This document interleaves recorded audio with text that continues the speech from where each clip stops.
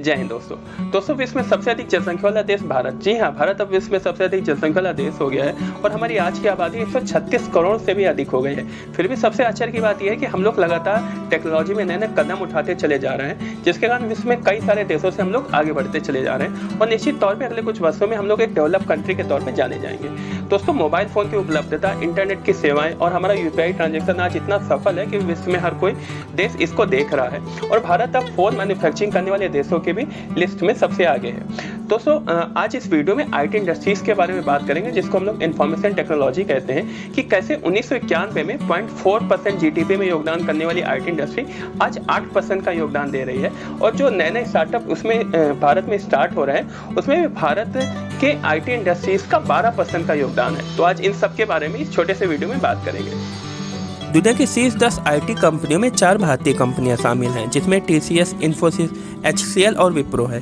Brand finance के 2022 की report के अनुसार मोस्ट वैल्यूएबल ब्रांड में टीसीएस की ब्रांड वैल्यू $16.8 अरब है, जो कि दुनिया की टॉप 10 आईटी कंपनीज में दूसरे स्थान पर आती है। वहीं $12.8 अरब के साथ इन्फोसिस तीसरे स्थान पर, जबकि $6.3 अरब से विप्रो 7वें और एचसीएल 8वें पोजीशन पर आती है। दोस्तों, भारत की tech Mahindra most valuable brand की लिस्ट में 15वें और एलटीआई यानी कि लॉज़न एंड ट्यूब्रो इन्फोटेक 22वें पोजीशन पर है। वहीं दुनिया के शीर्ष टेक्नोलॉजी कंपनी में भारतीय व्यक्ति सबसे ऊंचे पदों पर कार्य कर रहे हैं। माइक्रोसॉफ्ट, एडोबी, आईबीएम, गूगल, पालो अल्टो नेटवर्क जैसी कंपनीज के सीईओ भारतीय ही हैं और ये भारतीयों द्वारा संचालित है। दुनिया में भारत से सर्विसेज का एक्सपोर्ट में 52% हिस्सेदारी आईटी सेक्टर से ही आती है। सिलिकॉन वैली के 15% स्टार्टअप का कार्यभार इंडियंस ही संभाल रहे हैं और भारतीय कंपनीज अमेरिका में लोगों को जॉब भी दे रहे हैं। साथ ही सिलिकॉन वैली का जो कुल वर्कफोर्स है उसका 6% भारतीय है। वर्ष 2030 तक में एआई यानी कि आर्टिफिशियल इंटेलिजेंट एप्लीकेशन की बढ़ती हुई मांग पर मार्केट में भारत में डेटा एनोटेशन और लेबलिंग हब मार्केट $7 अरब होने की संभावना है। वहीं आज की नई टेक्नोलॉजी जैसे कि metaverse, quantum computing, artificial intelligence, machine learning, blockchain, cloud computing, NFC जैसी कई टेक्नोलॉजी ओरिएंटेड एरियाज ने परंपरागत काम जैसे कि बैंकिंग, एग्रीकल्चर, हेल्थ केयर में नई इनोवेशन ला दिया है। दोस्तों, आईटी सेक्टर के बढ़ते हुए ग्रोथ का ये भी कारण है कि आज भारत के जो प्रोफेशनल है वो इंटरनेशनल मार्केट की जो भी डिमांड है उसके अकॉर्डिंग अपने आप को प्रिपेयर कर रहे हैं। वहीं जो भारत की कंपनियां हैं वो भी इंटरनेशनल मार्केट की रिक्वायरमेंट जिस हिसाब से उस पर फोकस करके लगातार काम कर रही हैं। दोस्तों, आज जो भी एंटरप्रेन्योर है भारत का, वो आईटी सेक्टर में कितनी तेजी से काम कर रहे हैं उसको हम इस तरीके से समझ सकते हैं कि जो आज भारत में रजिस्टर्ड स्टार्टअप है उसमें 12% आईटी सर्विसेज के, 9% इसमें जो है हेल्थ केयर, लाइफ साइंस के हैं, 7% एजुकेशन के हैं और 5% जो है एग्रीकल्चर, कमर्शियल सर्विसेज और बिजनेस के हैं। तो इस तरीके से आईटी सेक्टर काफी ग्रोथ पे चल रहा है। वाणिज्य और उद्योग मंत्रालय के अनुसार मई 2022 में भारत ने 100 यूनिकॉर्न्स की संख्या को पार किया था।